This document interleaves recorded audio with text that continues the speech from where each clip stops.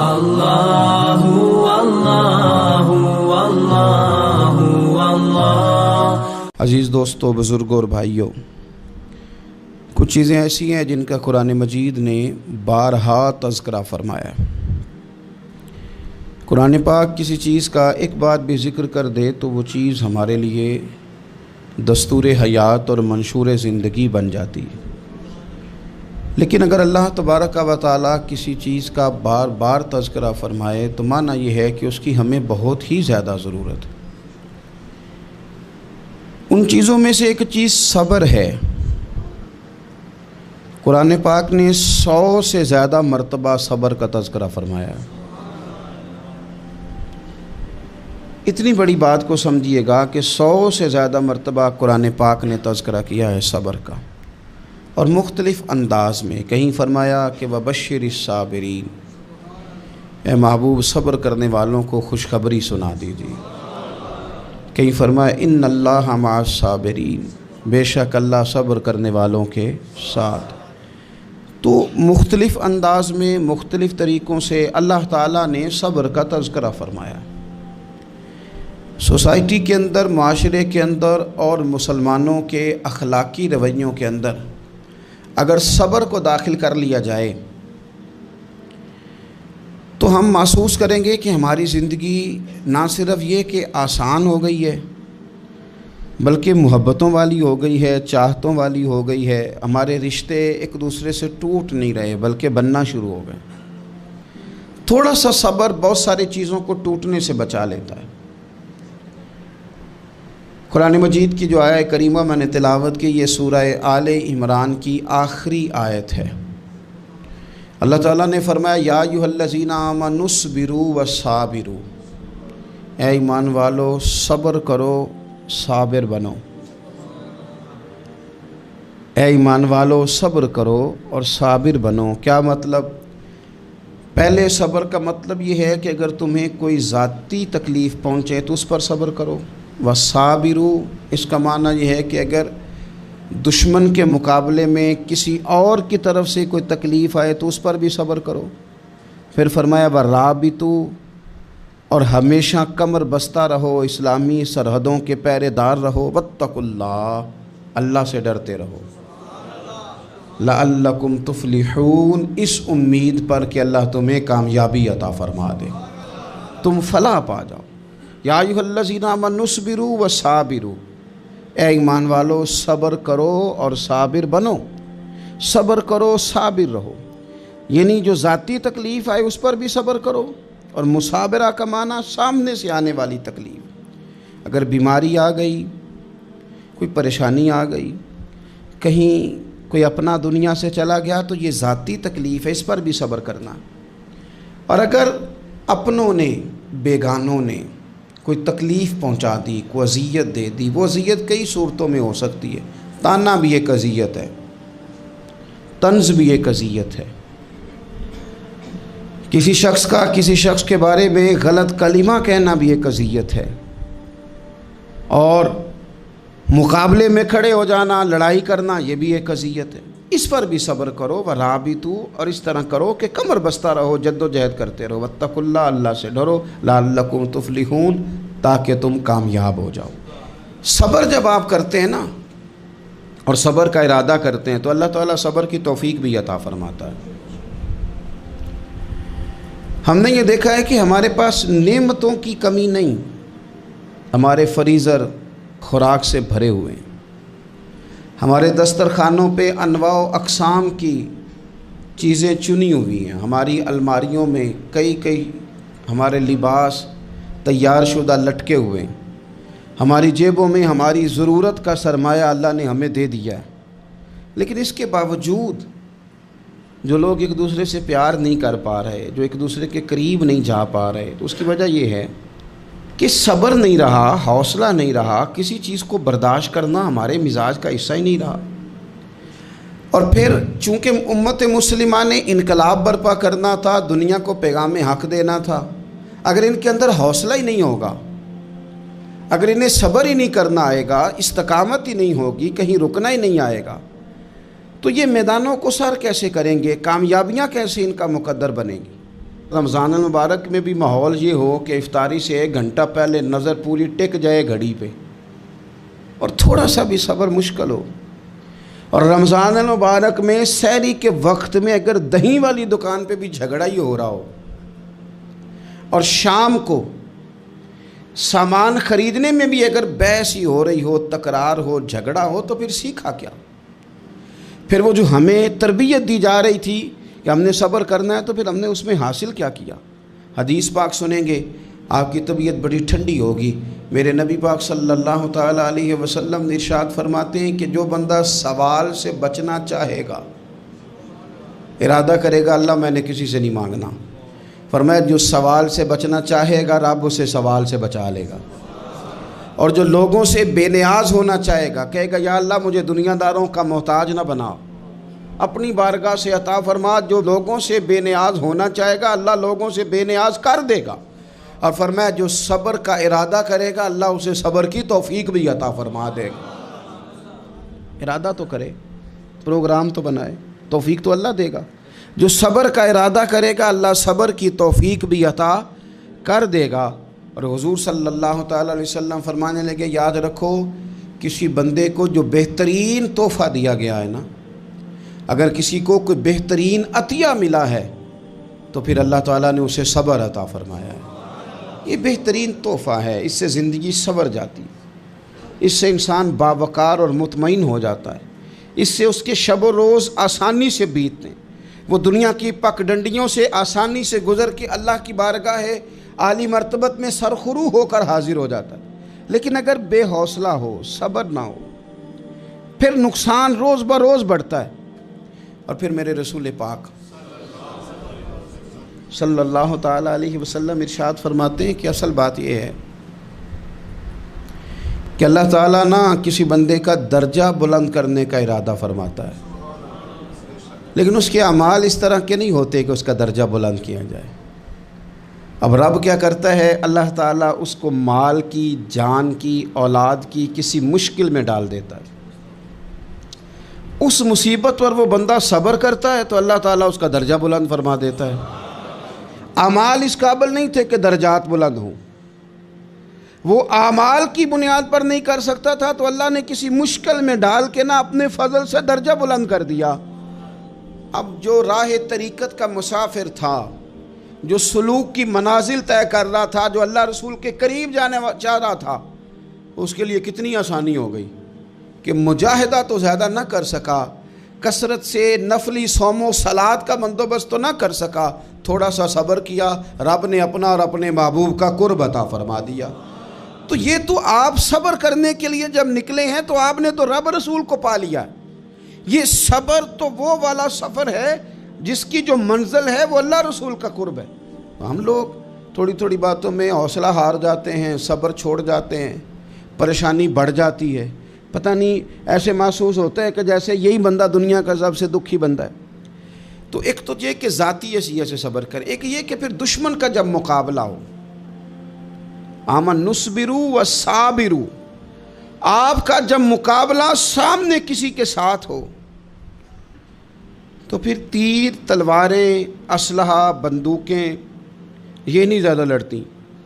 میدانوں میں حوصلے لڑتے ہیں، میدانوں میں صبر لڑتا ہے، میدانوں کے اندر توانائیاں لڑتی ہیں. میدان کربلا کے اندر کوئی مقابلہ نہیں تھا تیر کا تیر کے ساتھ، تلوار کا تلوار کے ساتھ کوئی مقابلہ نہیں تھا. میدان کربلا کے اندر ظلم کا صبر سے مقابلہ تھا. فتح کے ڈنکے یزید نے بجائے تھے، جشن ابن زیاد نے منایا تھا، لیکن قیامت تک اللہ نے جو فتح عطا فرمائی ہے تو وہ حسین ابن علی کے صبر کو عطا فرمائی، وہ سیدنا امام علی مقام کے صبر کو ملی. عزیز بھائی، صبر ہی ہمیشہ فاتح ہوتا ہے، صبر ہی جیتا کرتا ہے، صبر ہی کامیابیاں دیتا ہے. نتیجے صبر کے نکلتے ہیں، صبر کے حوصلے کے نتیجے ہوتے ہیں. ہماری جلد بازی ہمیں شکست خوردہ کر دے گی، ہمارا حوصلہ نہ ہونا ہمیں ہرا دے گا. ہم کمزور پڑ جائیں گے اگر ہم بے حوصلہ ہو جائیں گے. سنو، میرے نبی پاک علیہ السلام نے تربیت کی. حضور اپنی امت کو درس دیتے ہیں. حضور فرماتے ہیں پہلے تو کوشش نہ کرو کہ تمہاری دشمن سے لڑائی ہو، اس چکر میں ہی نہ پڑو کہ لڑائی ہو۔ مسلمان امن والے ہیں، یہ پرامن لوگ ہیں، یہ امن پسند ہیں، یہ داعیے امن ہیں، یہ معاشرے میں مومن ہونا امن کی علامت ہے۔ فرمایا پہلے تو یہ پروگرام ہی نہ بناؤ کہ تمہاری لڑائی ہو، اور فرمایا پھر اگر ہو جائے نا تو پھر صبر کے ساتھ مقابلہ کرو، پھر ڈٹ کے مقابلہ کرو، اور پھر یاد رکھو کہ یہ جو جنت ہے یہ تلواروں کے سائے میں ہے، جنت تلواروں کے سائے میں تمہیں ملے گی۔ پھر ڈٹنا سیکھو۔ پہلے تو بات یہ کہ تم یہ ارادہ ہی نہ کرو لڑائی، اور اگر کبھی ہو جائے وہ لوگوں کو بتاؤ کہ ہیں ہم پرامن لوگ، پر دین کے لیے کھڑا ہونا ہو تو پھر ہم سے زیادہ کسی کو کھڑا بھی نہیں ہونا آتا، پھر ہم سے زیادہ کسی کے پاس طاقت بھی نہیں۔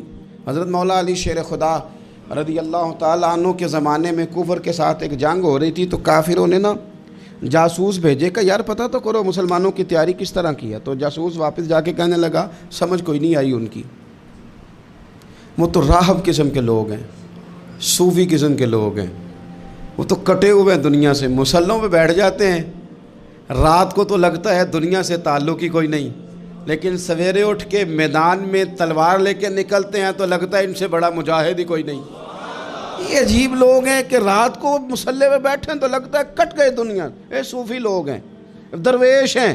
یہی مسلمان کی شان ہے، ہو ہلکا یاراں تو برے شم کی طرح نرم، رزم حق و باطل ہو تو فولاد ہے مومن، ادھر آ ستمگر ہنر آزمائیں تو تیر آزما، ہم جگر آزمائیں، ہم تجھے اپنا حوصلہ بتاتے ہیں کتنا، دیکھ ہمارے حوصلے سے ٹکرا کے دیکھ یہ کتنا طاقتور اور مضبوط ہے۔ تو عزیز بھائی، اگر زندگی میں آپ کو صبر کرنا آ گیا، میں بڑے دنوں سے یہ عنوانات بیان کر رہا ہوں، اور آج تو خصوصی طور پر رمضان شریف کے اس جمعے میں اپیل کرنا چاہتا ہوں آپ سے کہ کمزور باتیں کرنی چھوڑ دیں، مایوسی کے جملے اپنی زندگی سے نکال دیں۔ ہم مسلمان ہیں، آپ بیمار ہو گئے ہیں تو یہ بھی خدا کا فضل ہے، گناہ معاف ہوں گے۔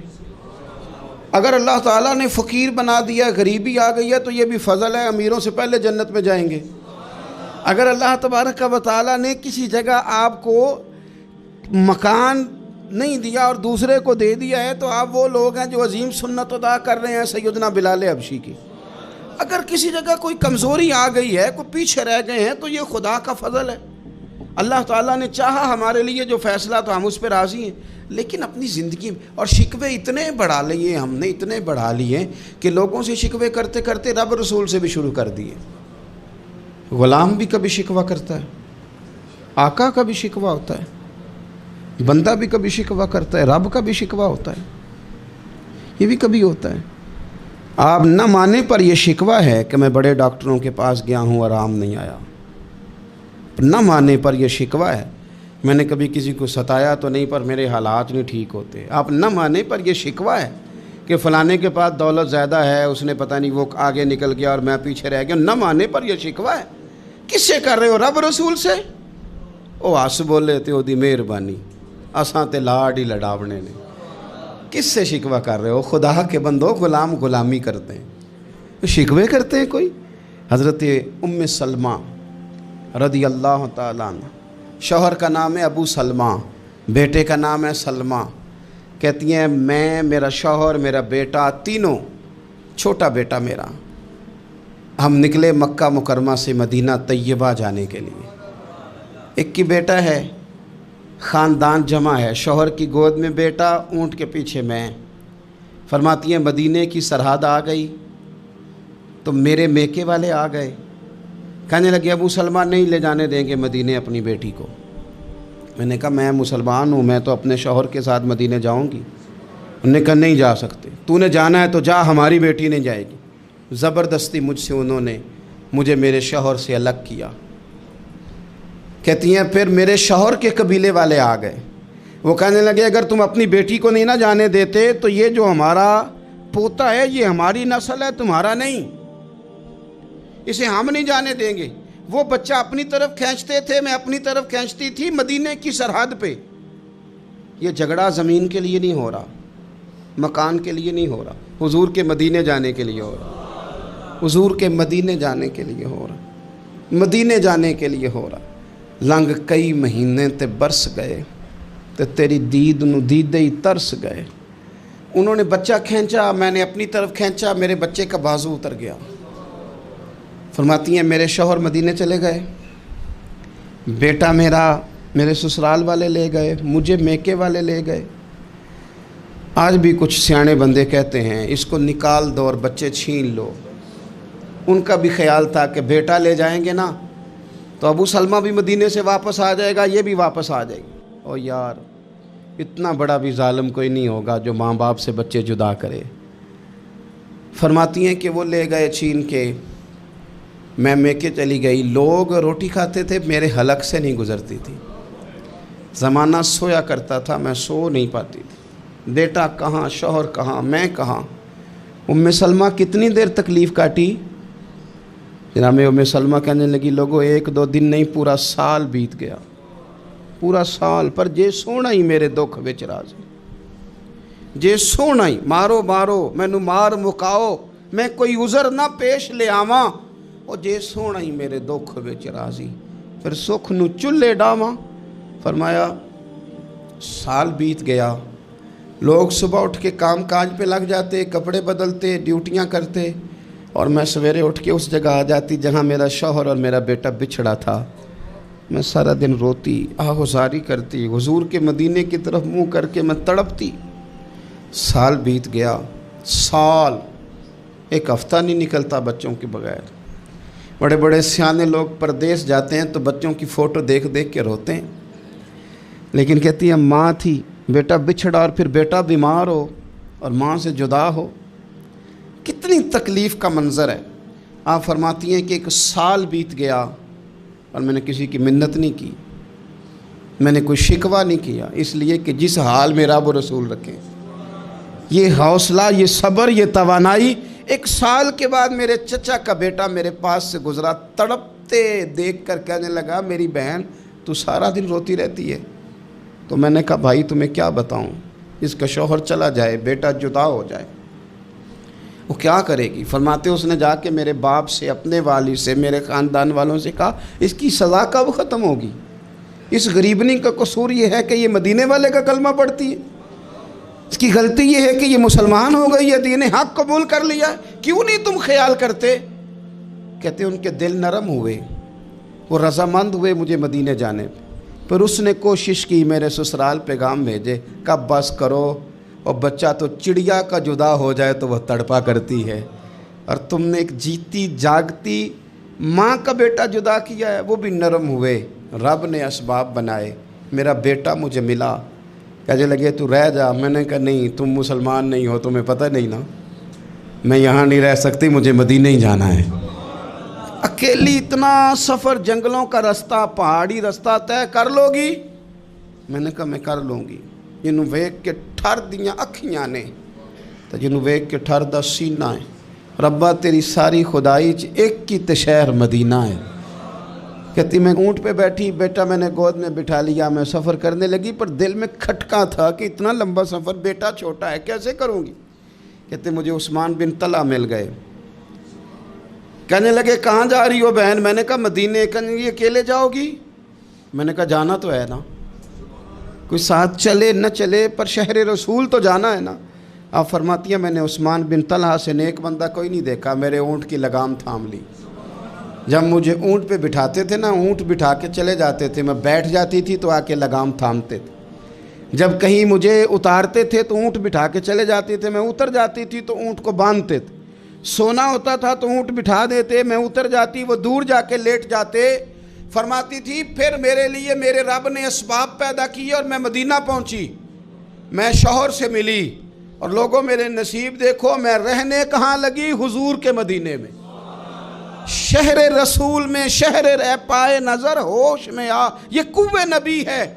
मैं हुजूर के हरम की ज़मीन और कदम रख के चलना, अरे सर का मौका है ओ जाने वाले, मदीने के खित्ते खुदा तुझको रखे, गरीबों फ़कीरों के ठहराने वाले। कहती है मैं वहाँ बसने लगी।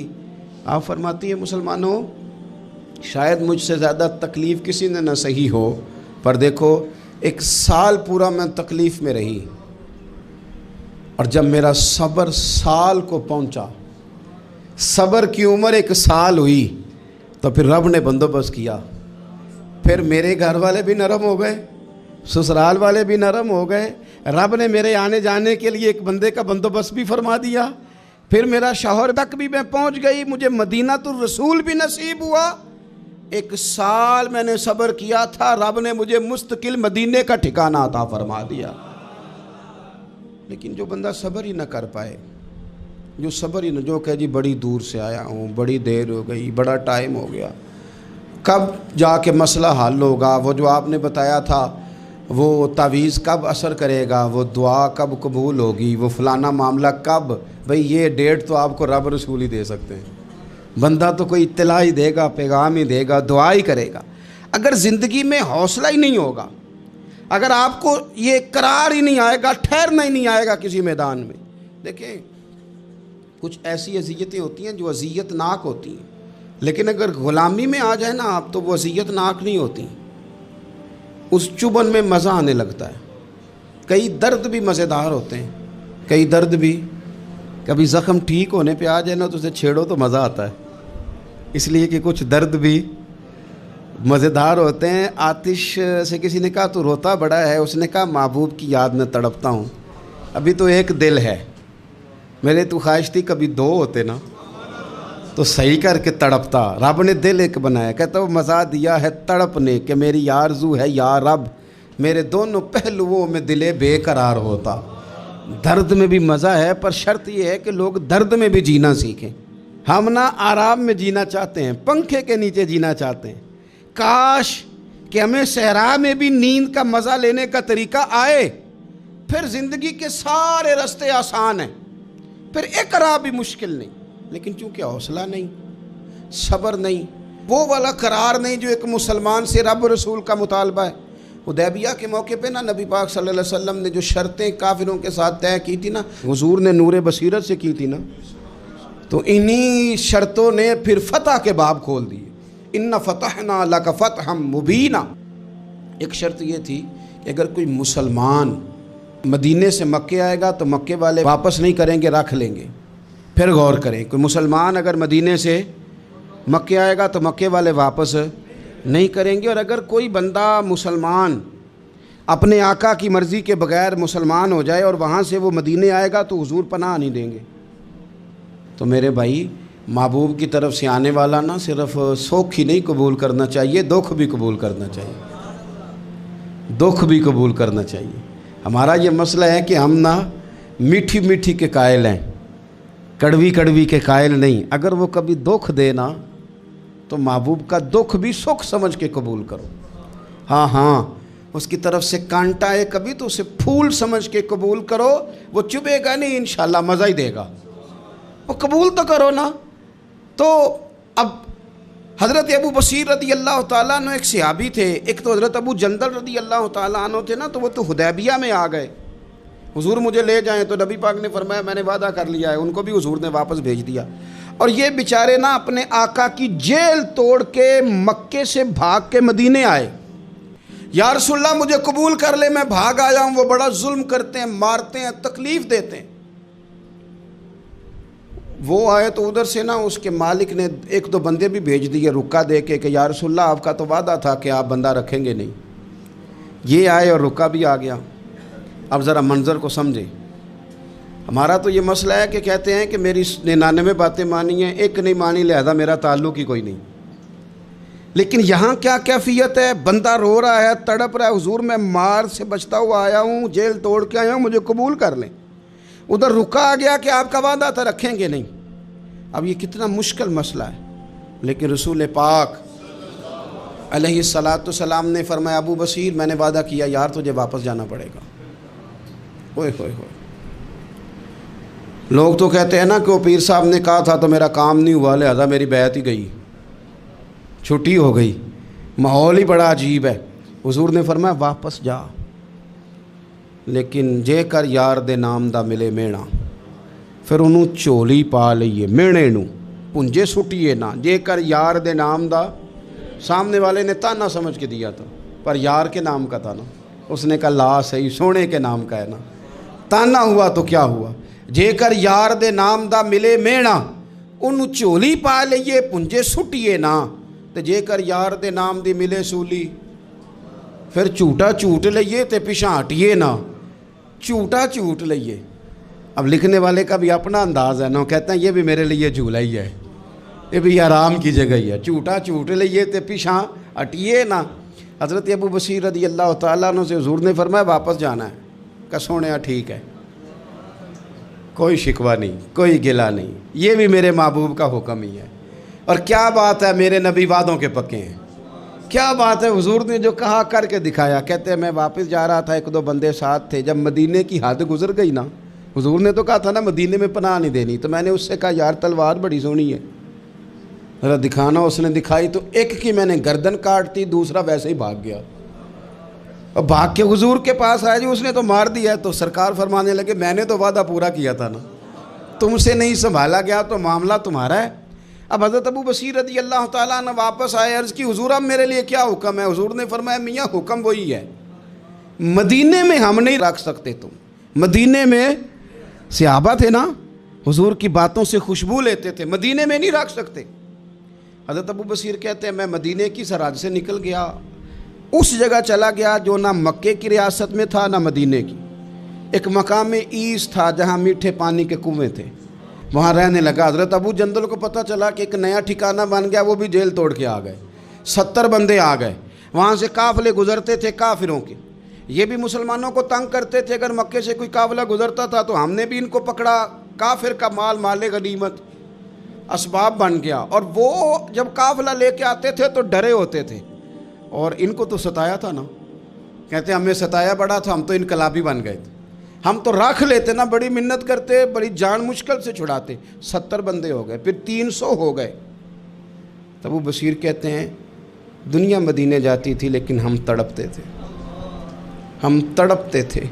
रुत लंघ गई है फिर बाहर आंदी ते अज चिट्ठियाँ मदीने आईयां नहीं। हम तड़पते थे कि यार कोई मौका मिले, रोज़ रात को रोते तड़पते। 300 इनकलाबियों का जत्था सब्र से बैठा है मदीने की सरहद पे, अंदर आने की इजाज़त नहीं, पर ग़ुलामी में रोज़ इजाफ़ा हो रहा है। सब्र देखो, ग़ुलामी में रोज़ इजाफ़ा होता है। तंग आ गए काफिर, पहले बड़ी डींगे मारते थे कि देखो हमने कैसी शर्त मनवाई है, कैसी शर्त मनवाई है कि उनका बंदा आएगा तो हम वापस नहीं करेंगे, हमारा जाएगा तो उन्हें करना पड़ेगा। फिर इतने तंग आए कि खुद आके कहने लगे हुजूर मेहरबानी करें, ये शर्त तो ख़त्म करें ना, और इन 300 को तो मदीने बुलाएं, मेहरबानी फरमाएं। हुजूर बड़े खुश हुए। आज ग़ुलामों के नाम पैगाम लिखा, ग़ुलामों के नाम पैगाम लिखा, चिट्ठी लिखी हुजूर ने। चिट्ठी किस चीज़ की लिखी? आ जाओ यार मदीने आ जाओ। चिट्ठी आई मदीने आने के लिए। हज़रत अबू बशीर के नाम चिट्ठी गई, आ जा यार मदीने, आ जा तेरे नाम पैगाम सब लाई है सरकार नबी से, और आया है बुलावा मुझे दरबार नबी से। पैगाम आया। हज़रत अबू बशीर इतने बीमार थे कि नज़ा का आलम था, लेकिन उस आलम में भी इंतज़ार था। उस आखिरी वेले अखियाँ मेरियाँ रात तकनाए तेरा, तेरा ते सजना कुछ भी नहीं जाना, जे पा जावें एक फेरा, ते सिर मेरे ते आन खलोवें ते फिर पर्दा रह जाई मेरा। सौखा निकले साब ज़हूरी, जे वेख लवे मुख तेरा। हज़रत अबू बशीर को ना वो रुका गया, हुजूर की चिट्ठी गई तो यूँ चिट्ठी पड़ी। हुजूर ने फरमाया आ जाना, रास्ता खुल गया है, तू आ जा, खुल गया रास्ता। दुआ फरमाओ मदीने के रास्ते खुल जाएं, करो ना यार दुआ मदीने के रास्ते खुल जाएं। कुछ ऐसे हैं जिन्होंने सारे दुख सुनाने ही मदीने जाके होते, कुछ लोग ऐसे हैं जिनके दिल और कलेजे फटने को आ गए। दुआ करो रास्ते खुल जाएं। हुजूर ने फरमाया आ जा, तेरा राह खुल गया। हज़रत अबू जंदल कहते मैं सराहने खड़ा था, हज़रत अबू बशीर के ख़त पढ़ा, मुस्कुराए, इशारे से कहने लगे देख मेरे नबी का खाता है, हुजूर की चिट्ठी मेरे नाम आई है, पढ़ना। तो मैंने भी पढ़ी, पहले रोए, फिर कलमा पढ़ा, फिर मेरा हाथ थामा, रूह ही परवाज़ कर गई हमेशा के लिए, हमेशा के लिए। वो ज़ाहिरी जिस्म के साथ तो मदीने ना पहुँचे, पर कब्र में गए तो मदीने वाले की ज़ियारत नसीब हो, कब्र में हुजूर की ज़ियारत नसीब हो गई। कब्र में حضرت ابو جندل کہتا ہے میں نے جنازہ پڑھا اور اسی مقام پہ جہاں انہوں نے انتظار کیا تھا نا، وہ مقام میں انتظار ان کا مزار بنا، مزار کے ساتھ مسجد بنی، مسجد کا نام مسجد ابو بصیر رکھا گیا۔ انہوں نے اس انتظار میں جان دے دی، پر صبر کیا، شکوہ نہیں کیا۔ یارو اتنی شکایتیں، اتنے شکوے۔ ایک بات میرا اور کرنے کو دل کر رہا ہے۔ ایک صحابی تھے حضرت عاصم بن ثابت رضی اللہ تعالیٰ عنہ، جنگ احد میں نا حضور کے ہاتھ پہ موت کی بیعت کی، جنگ احد میں بیعت کی، سونیا تیرے نام پہ مرنا، ڈٹ کے لڑے۔ سلافہ بن سعد کے 2 بیٹے بدر میں قتل کیے انہوں نے۔ اس نے قسم کھائی کہ معاذ اللہ میں ان کا سر منگا کے تو ان کی کھوپڑی میں شراب پیوں گی۔ سلافہ بن سعد نے یہ قسم کھائی کہ میرے 2 بیٹے قتل کیے ہیں، میں ان کی کھوپڑی میں شراب پیوں گی معاذ اللہ۔ ایک قبیلہ غزیل تھا، انہوں نے احد کے بعد حضور سے کہا کچھ قاری ہمیں دے دیں، ہم نے قرآن سیکھنا ہے۔ تو نبی پاک نے کچھ بندے بھیجے، تو عاصم بن ثابت کو بھی بھیجا، لیکن انہوں نے دھوکہ کیا، وہاں جا کے ان کو گرفتار کر لیا۔ جب گرفتار کر کے مکے والوں کے ہاتھ بیچنے لگے تو حضرت عاصم بن ثابت نے تلوار نکال لی، فرمانے لگے میں کافر کا قیدی ہو کے جینے سے بہتر ہے شہادت کی موت مر جاؤں۔ کافروں کا قیدی لڑے اور فرمانے لگے میرے کمان میں تیر باقی ہے، میں لڑوں گا اور اتنا لڑوں گا کہ تمہیں پتہ چلے گا مجھے لڑنا آتا ہے۔ اور فرمایا میں صبر کروں گا اور صبر کر کے دکھاؤں گا، میں ڈٹوں گا اور تمہیں ڈٹ کے۔ اکیلا بندہ میدان میں ڈٹ گیا، اکیلا۔ جب تیر ختم ہو گئے تو پھر نیزہ نکال لیا۔ یہ بات آپ کو اس لیے سمجھا رہا ہوں کہ کچھ لوگ کہتے ہیں جی میں اکیلا کیا کروں، تو یہ آخر میں یاد رکھیں کہ صبر آپ نے کرنا ہے چاہے اکیلے بھی رہ جائیں، حوصلہ کرنا ہے چاہے اکیلے بھی رہ جائیں۔ اکیلے لڑے، تیر ختم ہو گئے تو نیزہ نکال لیا، خوب لڑے۔ اب اس نے قسم کھائی تھی کہ میں نے ان کی کھوپڑی پہ معاذ اللہ کھوپڑی منگانی ہے، سر منگانا ہے، اور یہ جو لے جا رہے تھے دھوکے کے ساتھ یہ بھی بیچنے لے جا رہے تھے۔